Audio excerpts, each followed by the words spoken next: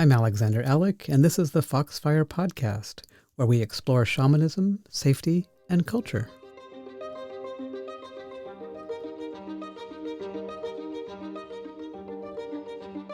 I'm Alexander Alec. Welcome to the Foxfire Podcast.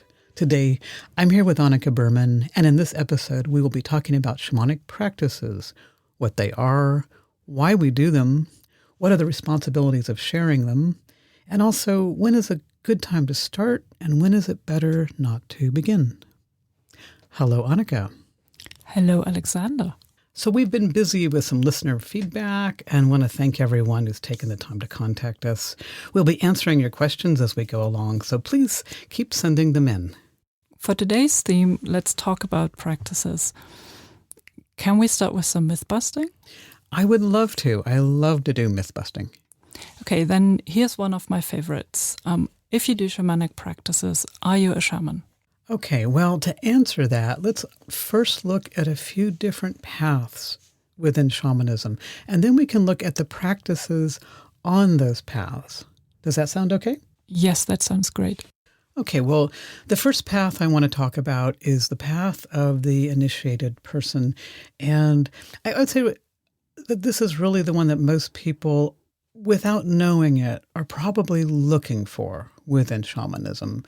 And the path of the initiated person is somebody who goes on their way and learns about this worldview, learns how to work with, be with the plants, the animals, the stones, the ancestors, and earth and beyond.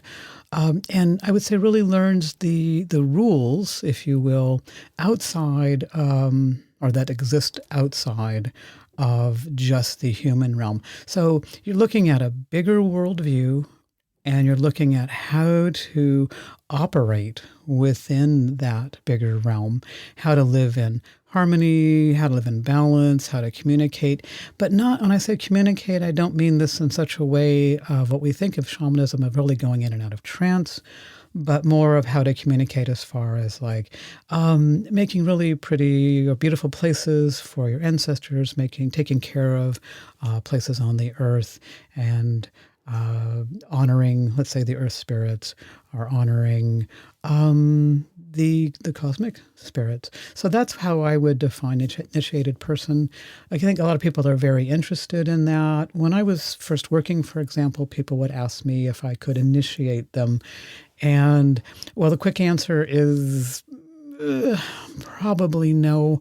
But if it was maybe, my next question I would have is initiate you into what? So what is opening? What is getting bigger? And what are you being, we can say initiated, and we can also say introduced to. Because I think ultimately the path of the initiated person is about being introduced to a worldview that's much bigger than just yourself or just the human realm. The next one I want to talk about is shamanism as a spiritual path or pathway. And this one would carry on from initiated person. What is additional here on this path is it is a choice then to do your spiritual work and your spiritual growth on the path of shamanism. This might be practiced by you as an individual. Hopefully it's practiced within a community, though. And you're going to, again, work with practices that help you to have more self-awareness and development. Also, practices that help you to develop different qualities and virtues, and basically grow as a spiritual person, as a spiritual being. So to go on this path, you would need to go through an initiation or through an introduction. To come to this place. But for some people, they would go through being an initiated person and then just go on with their life. And yeah, that's all perfectly fine. And the third and the last one I want to talk about is shamanism as a dedicated life path of service for a community. This is I would say it can be a continuation on from the first two I spoke about. For some people, it's a progression. For others, it is not. Is they may enter this path very young. But the difference in this particular pathway here is that it is a life commitment. It's a much more challenging and difficult training. And it's going to include practices that are really aimed at, for example, ego dissolution, and building relationships and relations on a much deeper level. And you're going to be engaged with practices that are really with purpose, with intention and specific purpose. So to summarize, it's not the practices that determine the path, but the path you've chosen or you're on determines which practices you do. But when people come to shamanism, they often seek out these really extreme experiences and practices. But maybe that's the wrong starting point? Well, in this way, practices are not always the best starting point. Starting with the worldview is a better place to begin. And that's what these practices are rooted in. What are these practices then? Well, to look at this, we really have to look at spiritual practices and shamanic practices. They're different, but they do have some things in common. Generally, spiritual practices are focused on your spiritual growth and development. For example, these practices might include work for calming or centering or focusing on a quality that you'd like to develop. They might also involve reflection work and contemplation, for example. Shamanic practices, on the other hand, are really learning how to not only strengthen yourself, but also learning how to interact in the bigger world around us. And those practices normally include an element of trance. And with through trance, we're working on connection and when communication. When I look at practices and when I first teach people about practice, I really like to look at categories instead of specific practices. And the reason for that is I think there's like hundreds of practices out there, maybe more. I think the real question here when we're beginning and looking at this topic is, what are you trying to do? What are you trying to achieve? Can you give some examples for categories of shamanic practices? Sure. Yeah. So some examples would be, for example, connection. So practices that would develop healthy, strong connection. Grounding would be another one. So grounding work that really helps you connect to yourself, to your body, to your being present in the world, and again, to really make your body stronger, for example. Other practices would also include cleansing and purification practices, practices for greeting, let's say, your helpers or greeting the day, and also for training for trance work. And I think the thing that gets misunderstood a lot in shamanic work is that no matter where anybody is, sometimes like they'll come for a training or they want to go to a weekend and they kind of launch themselves into trance work. And I think that the big misunderstanding, and we'll do a bit of myth busting here, is that trance is a very high stress, very high tension state to be in as far as awareness, psychologically, emotionally, and also for your spirit and your physical body. So practices in this way, in this category, would also be about really getting your body stronger as well so you can withstand the experience of trance. So what is a good starting point for practices? Well, it's really good to start when you have the time and the space and the headroom to begin and to learn and to really engage with practices. And we engage with practices so they can teach us something. They can teach us about ourselves and also help us to develop. So to do that, you really need the time and space to do it. And that's really an issue for a lot of people that I talk to. They'll say, like, I really don't have time to learn something, or I'm very short on time. Well, most people are going to say that, and that's kind of the world we live in right now. But if you're going to go on your spiritual way, or specifically on your shamanic way, you'll have to create time. And I can also say there's never an easy point in that way to begin. Working with practices really does take a lot of dedication and focus. It does take a very large amount of time to really get a benefit from them. And I think that's something good to know going in, to not practice them and then to kind of, again, launch yourself into more shamanic experience, like maybe on a weekend or something, or right into a ritual, is really, in my opinion, it's a bit foolish and sometimes even reckless. So if you want to back up before you would go to engage with those kind of experiences and really begin with practices day by day, make room in your life for them, because you're not only making room in your life for the practices, but you're also making room in your life for growth, and you're making room in your life for these particular kinds of experiences. So again, a good time to start is when you have the time, you can make the time.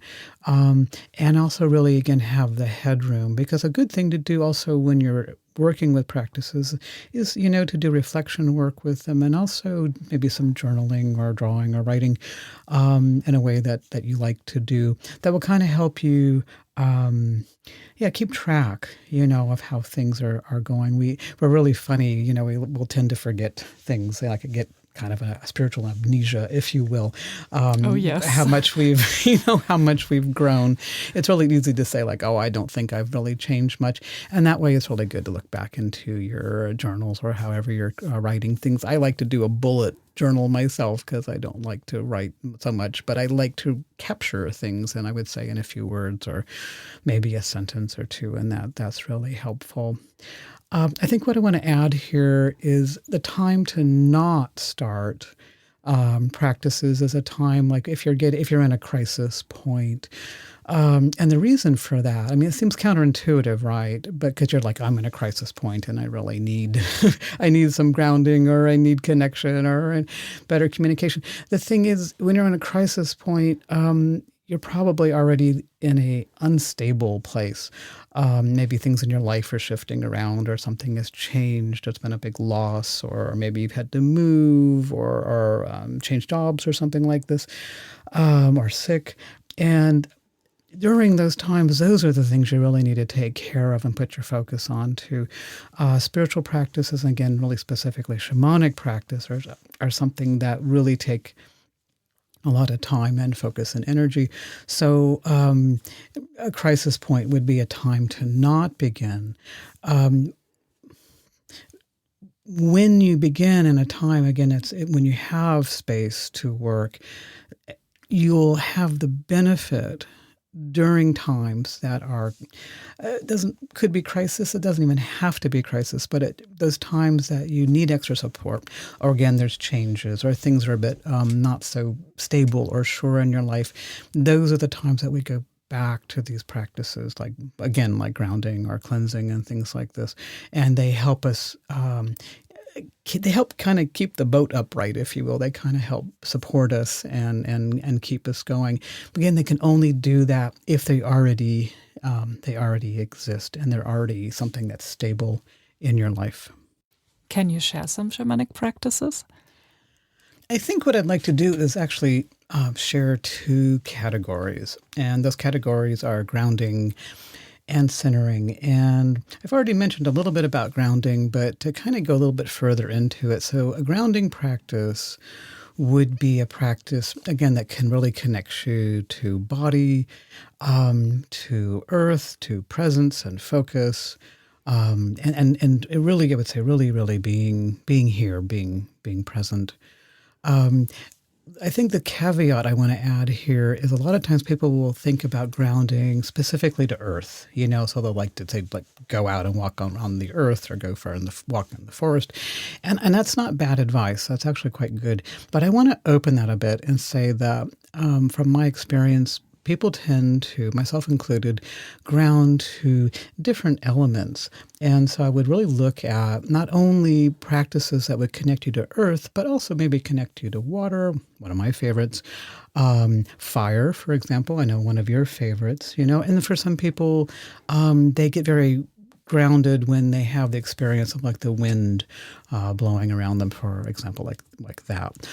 So anything again that would really connect you to, I'd say, really earth experience and to your body would be good. The other one would be centering. And I think what's really important here is about centering or really developing your middle. Anytime we may have problems with boundaries, borders or boundaries and things like this, people tend to begin by trying to set stronger and stronger boundaries. Again, not exactly the wrong direction, but I'd like to kind of give you an idea here. And that idea is to really strengthen your center, or your middle, and your connection to yourself. So I think a little bit of a pattern here with grounding and centering. So anything that's going to really make you again, connect to yourself, connect to middle is going to be really, really helpful. And for some people, this is going to keep you busy for quite some time. I know it kept me busy for quite some years when I started with these. But to really go further into shamanic experience before you're connecting further out into, let's say, the cosmic energies, or further to the earth, or out to other relations, you really want to make sure that you're well in yourself, in your middle, and that you're very, very stable before you go further. Another thing to point out is that there's going to be practices that are really specific to you, things that really work for you. And when you find them, whatever they are, and they're going to probably be different, let's say, from your friends or colleagues, you'll want to stay with them and really work with them consistently. What you don't want to do is keep changing them. That's, again, I think, kind of a problem people, when you're beginning, that you kind of go for, like, okay, I did that for a week and now I want something else.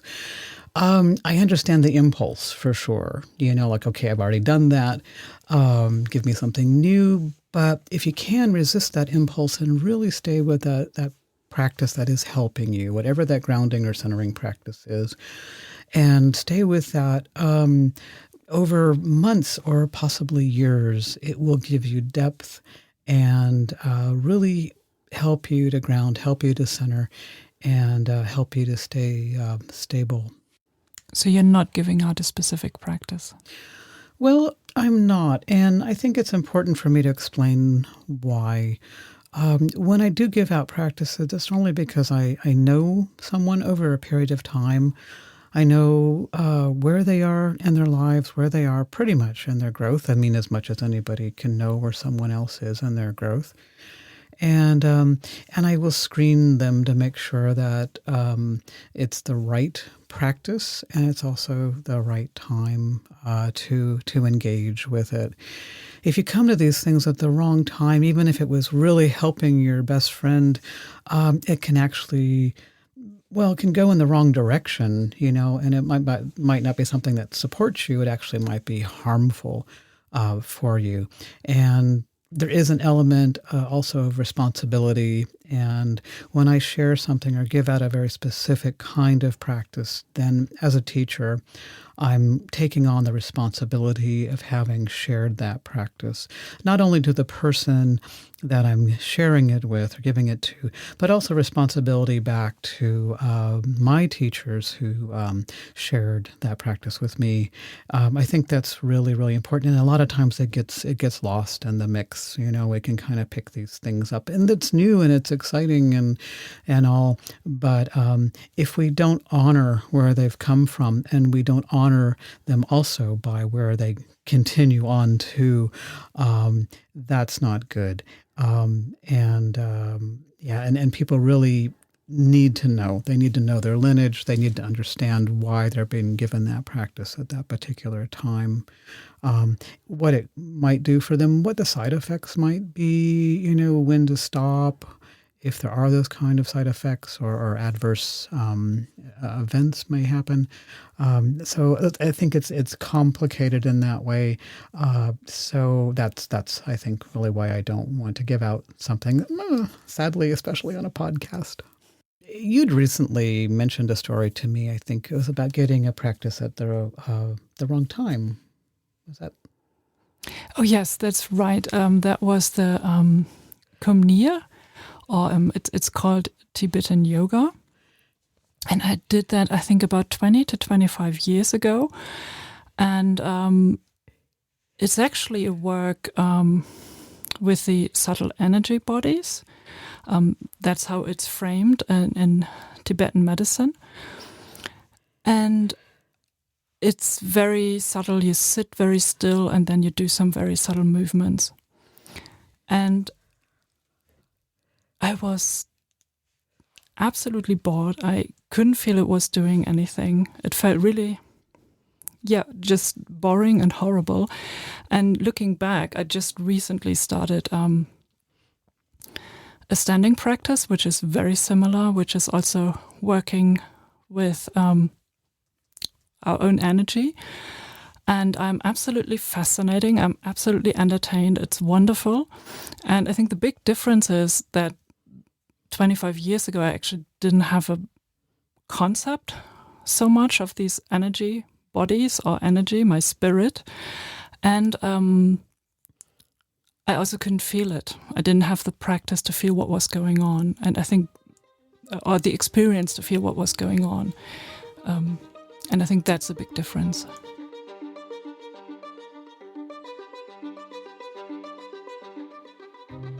The Foxfire Podcast is hosted and produced by me, Alexander Alec. Co-hosted by Annika Berman. This season's theme by Century Music. Special thanks to Kati Meaden and Christian Roth at goyippie.net, Ellie Hale and Rhiannon Morgan at University of Birmingham, and to the whole team at the Foxfire Foundation in Berlin, Germany. You can find us at Apple Podcasts, foxfirepodcast.com, or on your favorite app. If you like our show, please subscribe, follow, or we'd love some stars and a review. For our release schedule and behind-the-scenes pics, we're on Instagram at Foxfire Podcast. Until next time.